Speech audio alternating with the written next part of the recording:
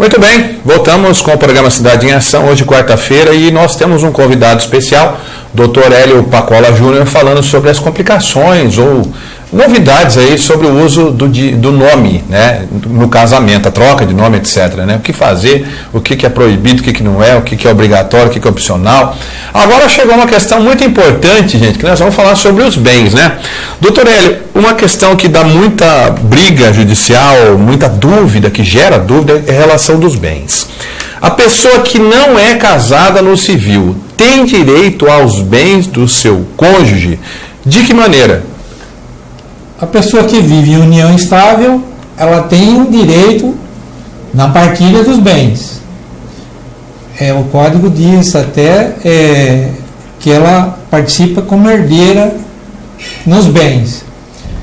Então, na constância, se os bens que foram adquiridos na constância dessa união, ela vai ter direito, se ela não for casada. Ou mesmo casada, na comunhão parcial de bens, se a pessoa, o cônjuge que tiver bens anterior àquele casamento, vai participar só a partir do casamento. Vai ficar, no caso de falecimento, não entra aquele bem que já estava em nome de algum cônjuge. A não ser que haja o... Testamento? Não, como é que chama? Um contrato pré-nupcial dizendo que a pessoa passa, quer dizer, seria uma doação. Certo. Né? Aí fica a união total, união universal de bens. Certo. Se a pessoa tem bens, ele tem que fazer esse contrato pré-nupcial para o cartório mandar averbar toda essa matéria no cartório de registro, tudo. Agora, a pessoa que vive em união estável, ela vai ter direito a partir da aquisição do bem. E, no caso de falecimento, se houver filhos, os filhos, a mulher ou o marido vão concorrer com os filhos. Aliás, tem uma questão muito importante. Aí foi na matéria que foi colocada no jornal de Lençóis Paulista, que é a questão seguinte: as pessoas fazem escritura, sejam casadas, sejam por união estável, seja por total de bens, seja parcial de bens, o cartório não coloca a participação de cada cônjuge. O que eu entendo deveria ser obrigatório, como uma empresa. Quem está entrando tem cotas. Uhum. É assim, distribuído? Sim. E no casamento também. Vai adquirir um bem, eu entendo que o cartório, eu mando meus clientes obrigar o cartório a pôr lá 50, tem a opção de pôr 60, 40, aí depende da proporção que cada cônjuge entrou na aquisição do bem. Certo. Por quê? Essa matéria. Na separação, se não estiver estipulado, é um condomínio. E, havendo um condomínio, não há questão quanto tem. Cada parte, né? Então tem que fazer a partilha. Vai ficar com metade aí. Aí metade. Na partilha, no divórcio. Certo. Vamos dizer no falecimento. Se não tem bem, não tem a cota estipulada de cada cônjuge, aí o cônjuge, só na união, na comunhão universal, já é estipulado que é meieiro. Mas na comunhão parcial, está escrito que o cônjuge, sopestite, que é o sobrevivente, participará como herdeiro junto com os filhos. Então, 100%, se tiver 2 filhos, a mulher vai ficar com 1/3. Quando alguns se extrapolam a dizer que ela fica com a metade, mais a parte não é assim. Ela vai ficar, se não tiver estipulado, estando estipulado na escritura que 50 e 50, aí sim, a mulher vai ficar com 5%, se o marido falecer, a mulher vai ficar com 50% e ela pode ainda partilhar a parte do marido, dos 50% junto com os filhos. Se não tiver filhos, ela vai ficar com aquele restante, ela vai ficar com o total de 100%. Agora uma pergunta para botar fogo nesse negócio aqui. E quando o cara pula a cerca, tem amante, Opa. e mantém uma união com essa amante. Tem a esposa dele lá e ele tem aquela amante que ele, enfim, encontra com ela de vez em quando e tal, e ninguém sabe, a coisa só aparece depois de muito tempo, né? Sim. Como a Patrícia fala, o diabo ajuda a fazer, mas não ajuda a esconder, né? A frase dela, e é verdade. Agora, diga uma coisa, quando aparece a tal da amante, né, como que funciona? Ela tem direito também aos bens? A pessoa que mantém duas famílias no mesmo período, a pessoa que é casada tem o direito, legalmente tem o direito. E a amante, vulgarmente chamada de amásia, ela não tem direito em partilha de bens. Ela no máximo, ela terá direito a uma indenização, desde que ela prove o relacionamento constante também, no período que ela for alegar na ação. E essas provas uma indenização que pode, às vezes, pode ultrapassar o valor que seria na partilha. E vem cá, olha que engraçado. E avança em cima da família. E essa questão de provar, que é muito contraditório, porque como que faz para provar? É só por testemunha, né? Ou por presente, alguma coisa. Mensagem no Facebook. Zap. Zap. Tudo incrimina o cara. Incrimina. E é duro se livrar. Olha, só para complementar aqui, o programa está muito legal de hoje, gente. Deixa eu mandar um abraço pro pessoal do live. Quero mandar um abraço pro Preto Volpe, que está assistindo o programa lá no salão. Um abraço para você. A Ana Gabriela perguntou o seguinte, sobre a questão dos nomes. Tendo 2 sobrenomes, poderia retirar um deles e acrescentar um do marido ou não? O que você me fala disso? Pode. Está autorizado isso. Só que a pessoa vai mudar de nome. Por exemplo, Maria Aparecida Silva. Ela tira o Silva, casa com um rapaz que tem o sobrenome Souza. Então ela vai falar Maria Aparecida Souza. Mudou completamente. Mudou a pessoa. Então é uma alteração significativa na vida da pessoa que ela tem que pensar 1, 2, 10 vezes se é interessante. A não ser da... E a Luísa Brunet? Comentando com você, é a Luísa Aparecida da Silva. Alguém conhece? Não. Ela falou, não. E a Luísa Brunet? Conheço. Falei, é a mesma pessoa. Só que ela optou em ficar com o nome do primeiro marido, Brunet, no divórcio dela, quando ela fez a separação e o divórcio. Ela optou, brigou por isso, a pessoa não quis muito, depois acabou aceitando e foi interessante. Nesse caso, para mim, é interessante porque comercialmente para ela, abriu o mundo para ela, com o sobrenome Brunet, do que Silva. Então, como vocês Silva, sabem... só Lula. Exato. Como nós já falamos aqui, gente, não é obrigatório você colocar o nome, o sobrenome, do seu marido ou da sua esposa, tá? É opcional. Como ele falou no caso que a Luísa Brunet trabalha com o sobrenome do marido, que abriu portas para ela, é conveniente que ela colocasse o sobrenome do marido, né? Deu um pico aí, sumiu nossa imagem, tá? Voltamos novamente, depois de um pico na energia, né? Então agora é o seguinte, doutor, quais as obrigações das pessoas casadas pela lei e quanto às pessoas que vivem em união estável? Tem alguma diferença ou não? Não há diferença nenhuma. O arroz e feijão, tanto faz casar no papel união estável, sem papel, ou mesmo com um contrato, ou mesmo com uma declaração.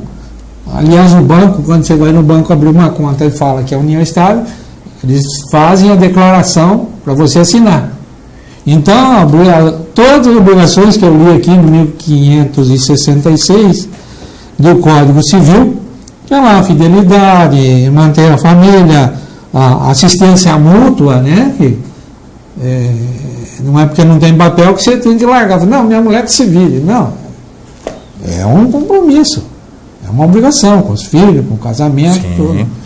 E é uma coisa que quem fica batendo muito nessa tecla, talvez tem gente que acha que vai para o inferno, porque não vai casar na igreja, mas isso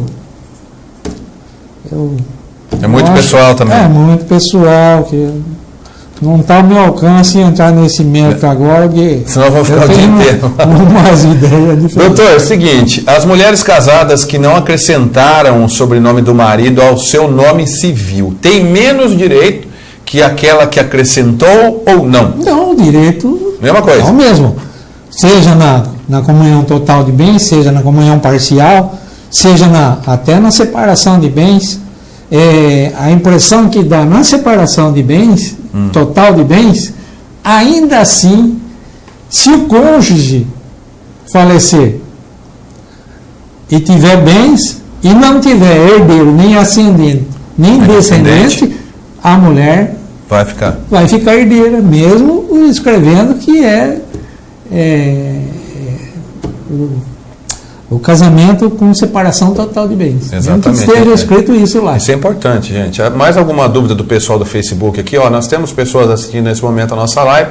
O nosso assunto de hoje é dúvidas em questão do nome, né? Depois de casados. E outros assuntos. Se você quiser participar, deixa sua mensagem aqui, né? A Franciele Rafaela está assistindo aqui, Ana Gabriela. Agora é o seguinte, doutor. O Estado fornece a prestação de serviços gratuitos para aquelas pessoas que mudam de nome no casamento civil? Nenhuma previsão. Eu disse inicialmente. O prejuízo vai ser de quem mudar de nome. Vai ter que gastar tudo em fazer RG, CPF. Todas as repartições públicas. E onde tiver que pagar, o CPF, eu acho que não paga, mas o RG, diploma novo, a pessoa tem que, desde o grupo escolar, habilitação até a faculdade, habilitação, tudo, mudar tudo. Se divorciar, o que acontece? O que acontece? Segundo prejuízo. Vai ter que voltar o nome novo. Voltar tudo atrás. Gente do céu. Se não manter aquele nome, né? Se voltar o nome solteiro, que fala, né? Não. Os advogados para não voltar o nome solteiro. Ô, doutor, deixa eu mandar um abraço aqui pro Diego Barbeiro. Diego Barbeiro está assistindo o programa aqui, ele fez um comentário muito interessante, depois eu vou conversar com ele no intervalo. Mas ele fez aniversário, daqui a pouco vocês vão ver uma matéria com o barbeiro nosso aí, parceiro da BNTV, o Diego, né? Mais uma pergunta. O serventuário do cartório de casamento informa para as pessoas sobre os efeitos da mudança de nome civil e suas consequências ou não?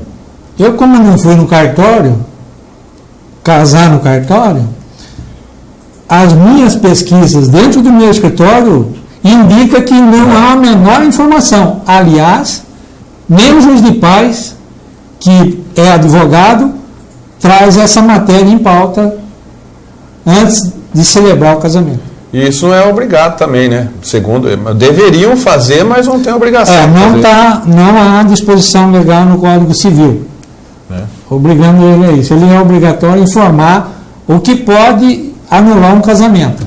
Em questão sobre o juiz de paz, também você já falou, né? Ele não dá consulta para os nubentes sobre as obrigações do casamento e sobre a mudança ou não de sobrenome, né? Infelizmente não, mas eu entendo que fosse eu, o juiz de paz... Já falaria. Falaria. Mais uma pergunta. Em caso de divórcio, a mulher que acrescentou o sobrenome do marido é obrigada a voltar ao nome de solteira? Ela é obrigada?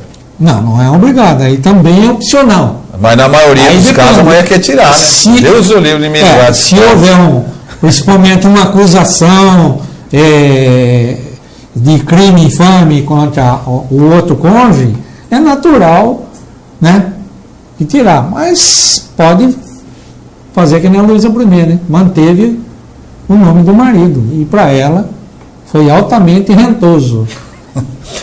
Professor, seguinte, mais uma pergunta, que o nosso bate-papo está chegando ao final. Sim. A mulher que vive em união estável e não possui o sobrenome do marido tem direito aos benefícios previdenciários em caso de falecimento do companheiro? Total. Tem? Total. A lei previdenciária já tem essa previsão. Basta a prova. A pessoa tem que provar, seja por testemunha, declaração de testemunhas, conta corrente conjunta no banco. Aliás, até hoje os casamentos homossexuais também estão autorizados a receber o benefício previdenciário. É legal isso, já está na lei e não tem a menor dúvida. Só que a pessoa tem a necessidade de provar que concorreu, que viveu com a pessoa. Certo. Que foi o companheiro da pessoa. Agora a última pergunta que eu vou fazer para o senhor. Na sua opinião, com todo esse tempo de advogado que você tem, quantos anos já de carreira? 34 anos. Sua especialidade? Eu faço direito civil, criminal, trabalhista. Só não tributário, essas matérias específicas, né? Mas os demais a gente faz. Então tá, então vamos... E eleitoral também. Tirando a parte religiosa de lado, como o doutor já falou, que tem toda aquela questão que tem que casar segundo a igreja e tal, etc. Compensa ou não casar no civil? Eu particularmente, se alguém falar para mim casar, se alguém quiser pagar uma festa de casamento, minha viagem de núpcia, à vontade aí, ó, se habilite quem quiser. Está recebendo doações. Doutor, foi um prazer falar com você. Prazer é nosso. Muito obrigado ao pessoal que participou pela nossa live aqui, você também pelo Zap Zap. Vamos marcar um outro bate-papo. Tem vários assuntos polêmicos que nós podemos debater no programa, como por exemplo... Fica à vontade. Pode falar. Solta a bomba. Não, vamos deixar... Suspense no ar? Suspense, que como se trata de matéria filosófica e religiosa... Não vamos nem chamar nem mexer na aqui. Caixa de marimbondo. É caixa de marimbondo. É isso mesmo? Essa é a caixa de marimbondo. Doutor Hélio Pacola, foi um prazer recebê-lo aqui no nosso programa. Tá? Agradeço o convite. Estou muito feliz de participar, muito honrado nessa emissora que surge pujante em Ourinhos e região. Olha, que ele já participou até do programa do Ratinho, viu, gente? 1997. Qual que era o tema da era controle de natalidade. Isso... falando que os administradores deveriam se impor para... não tem nada a ver com aborto, controle da natalidade, com método contraceptivo. Isso. Por quê? Reduz a criminalidade, aumenta a quantia de emprego, que a pessoa fica mais tempo trabalhando, porque eles querem cortar o tempo, aumentar o tempo de trabalho, até ajudaria nesse caso, porque tendo menos gente menor, e os mais velhos vão participar por mais período trabalhando e não iriam reclamar de forma alguma, porque é uma atividade. Muito bem. Benefício da saúde até. Até o pessoal escreveu aqui, quero mandar um abração para o Tucano Lima, a Franciele Rafaela pediu para falar sobre pensão num próximo programa, pensão alimentícia é um tema muito importante também, né? Vamos falar.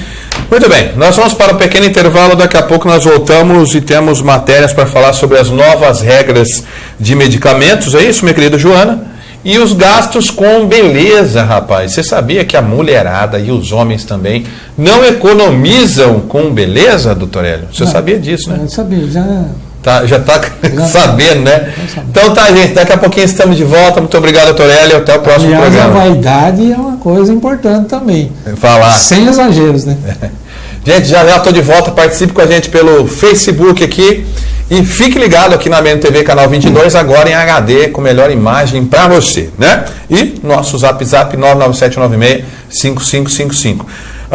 Muito bem, vamos para o intervalo? Já estou de volta.